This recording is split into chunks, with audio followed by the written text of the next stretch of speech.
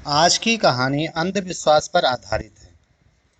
प्रायः हमारे समाज में अंधविश्वास आडंबर हमारे स्वयं के द्वारा ही फैलाए जाते हैं।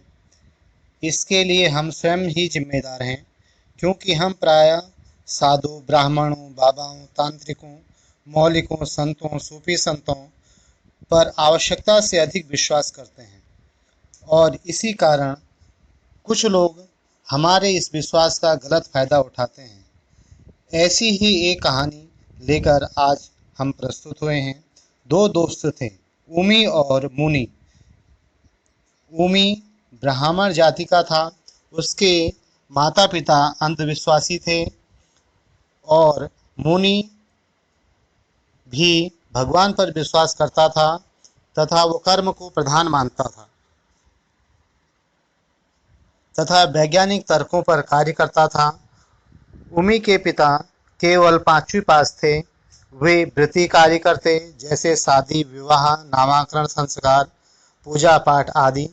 वे अपनी आजीविका को और आगे बढ़ाने के लिए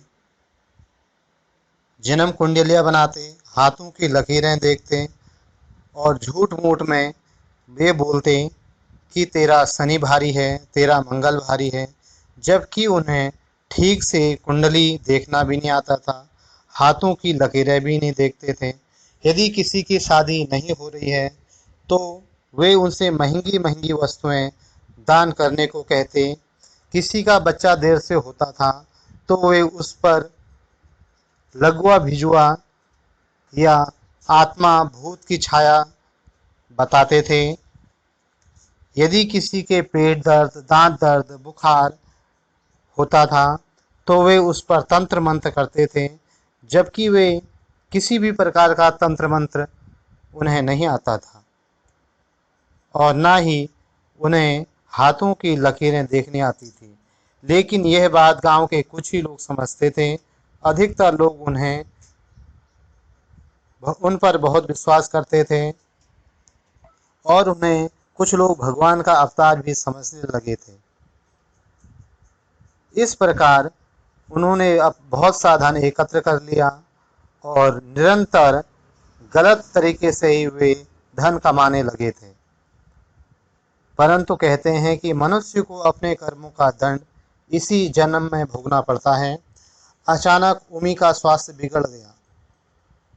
उसी पर बहुत पैसा खर्च हो गया।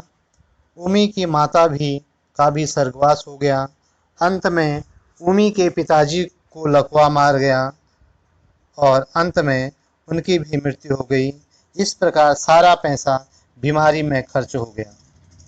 लेकिन मुनि ने अपने दोस्त उमी का बहुत साथ दिया और उसे अंधविश्वास से दूर रहने को कहा और भगवान के नाम पर भोले भाले लोगों को बहलाना फुसलाना ठीक नहीं है। अब उमी समझ चुका था कि उसके पिता के कर्मों का दंड सब उसके परिवार को मिला। उसने भी ज्योतिषी की पढ़ाई करी और गांव के लोगों का सही सही जन्म कुंडली देखकर उन्हें अंधविश्वास से दूर रखा। इस प्रकार इस कहानी से हमें यह सीख मिलती है कि किसी को भी पथभ्रष्ट नहीं करना चाहिए।